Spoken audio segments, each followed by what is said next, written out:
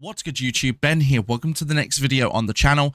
In this one, I'm going to give you my next Steel Path viable build on Warframe. This one's for Tenet Archiplasma. This is going to be a rebuild for 2024. Let's get into this. Right, as per usual, I'll quickly point out here that this is what I call a Steel Path viable build. So this build will do more than service you on the Steel Path. However, it's not meant to get you to level 9,999 enemies, which is the level cap. So if that's what you're here for, then it's probably not going to work for you. But for people who generally just want to play Warframe and do Steel Path, this will definitely work for you. But without any further ado, let's get into this. Also, because Tenet Flux Rifle is a Tenet weapon, you have to take out a sister of Parvos. My one gave me magnetic element, so keep that in mind. All right, let's go. So we're running Galvanized Aptitude for 80% status chance and on kill plus 40% direct damage per status type effect in the target for 20 seconds, stacks up to 2 times. Galvanized Chamber for 80% multi-shot and on kill plus 30% multi-shot for 20 seconds, stacks up to 5 times. Brine Rounds for 60% cold and 60% status chance. We're running Infected Clip for 90% toxin. We're running Serration for 165% damage. Heavy Caliber for 165% damage and negative 55% accuracy. Radiated Reload for 60% radiation and 40% reload speed, and Thermite Rounds for 60% heat and 60% status chance. We're running Vigilante Supplies in the extra slot for converting ammo into Flux Rifle ammo, and a 5% chance to enhance primary critical hits from primary weapons, although we're not really going for crits.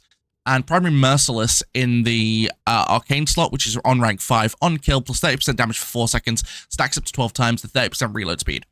Now, this is one of the new mods that came out recently with the Sanctum Anatomica, I believe it's called. It's one of the new radiation mods. There are a bunch of different radiation mods for pretty much everything, like Warframes and arc weapons and everything. And this just adds direct radiation damage, which is great for status builds because it gives us a 4th status. Because in this weapon, we're running Viral, Radiation, Heat, and Magnetic, which all works together with Galvanized Aptitude. Now, I do want to point out quickly, you don't need to run Serration. You can run your primed mods like Primed Bane of Corpus or Primed Bane of Grenier. I don't run those mods primarily because I go for more general builds that I can just use anytime I want. Not to mention, I do often forget to change those mods out. So when I go into a Corpus mission and I've got Grenier on, it doesn't do as much damage. So I always forget to change them. That's why I run more generalized builds. You can also, if you would like to, swap out Heavy Caliber and, I don't know, maybe Rime Rounds or Thermite Rounds to add in crits. However, I've noticed that at least with my build specifically, it worked better just going pure status, but you can do that if you want as well. It's entirely up to you.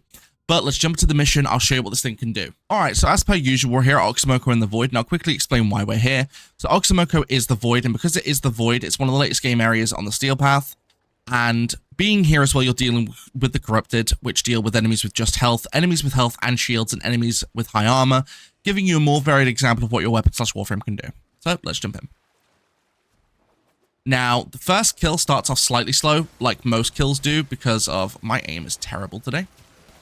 But once you've gotten one, that's it. The weapon starts cooking really fast, and you're able to start taking out pretty much every enemy with absolute ease. And because of all the status on here as well, you are also going to be getting an absolute ton of status effect off. So your Galvanized Aptitude can proc pretty frequently. Not to mention, if you do shoot an enemy, just leave it and it will take itself out purely because of all the elemental damage it's taking, thanks to the elements and Galvanized Aptitude. Now, as per usual, I will stay in the mission long enough to show you what we can do against the Acolyte, which this weapon works okay against Acolytes. Like, it's one of those weapons where it works fine on its own. However, you might want to use, I don't know, like your melee weapon. In my case, I've got Quassus, or your secondary. In my case, I've got Tomos. But using a combination with like a Tomos or Kuvanuka, something that can prime statuses anyway, you can also do a lot more damage if you've got varying statuses off your Flux Rifle. Like, for example, so my Flux Rifle's running Magnetic, it's running Heat, it's running the Magnetic, Heat, Radiation, and it's running Viral, which all of those combined pretty much shred through shields, armor, health, you name it, it shreds. Now, because of that, if, say, for example, if you add, I don't know, like blast damage or corrosive damage on top, Like say if you primed up the enemy first with those and then used Flux Rifle, you'd be getting a lot more benefit. Now, because I forgot I'm using Grendel, which means that when I need to heal, I will stop moving for a minute whilst I wait for the bonus of Nourish to wear off. So for those who don't know how Grendel works, Nourish nowadays, because of his rework, it gives you bonus slash damage on like weapons for a little bit of time. So once I heal, I will stop moving for a minute so that you can see that I'm not abusing that to get extra damage off, which you guys won't get because you're not playing Grendel. So you want to point that out before someone in the comment section does point that out. Because I forgot I was supposed to be using Atlas for this, because Atlas, the only time I don't use Atlas for builds normally is if I'm doing melee, because he has steel charge as his aura. So, or a stance mod rather. No, it's aura mod, isn't it? It's aura mod. So normally I wouldn't use Atlas for those, which I don't. I don't use Atlas for a single melee weapon build. I'd normally use like Necros, because Necros doesn't give me any bonuses for that. But for stuff like Jade Eximus, that's not good. But for stuff like Eximus is... I need to get up here. Right, I'm going to have to eat so I can heal. There we go.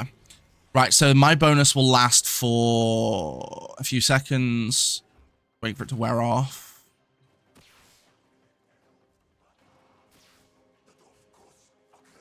So it's adding it for another 17 seconds, which means I'm going to lose part of my primary Merciless.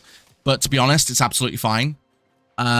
Because Merciless gives you such a boost anyway. I'm going to quickly run back a bit so that I don't get taken out by the Eximus. I'm just waiting for my boosts to wear off. And there it goes. Right, perfect. So now we can go without the need of the slash procs getting in the way. And, of course, artificially boosting my damage. But as you can see, Merciless can wear off, and you still do monstrous amounts of damage with this build. So you don't... Ow. You don't actually have to worry too much about Merciless running out, because whilst it does give you a massive boost to your damage, it's not such a high boost that you couldn't go without it. Like, look how quickly we took out that Eximus. Like, Flux Rifle is honestly probably my favorite assault rifle in the game now, because of this build. My build before kind of sucked. It wasn't really a cohesive build. Where am I? Oh, you're up there. Yeah. Right, I believe that's the Acolyte. So we want to quickly get Merciless up a bit so that we have it. I'm probably going to die, to be fair, because I'm not healing as much.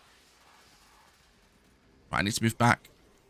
So, you'll see what kind of damage you can expect to do, which you can drain the shields really fast. Ow. However... health is slow, which means I would honestly recommend using a different weapon for the health of the Acolyte, or prime up a bit first and then take him out. You can still shred through his health, it's a bit slow. Don't know what he's doing, but okay. Actually, I might not die.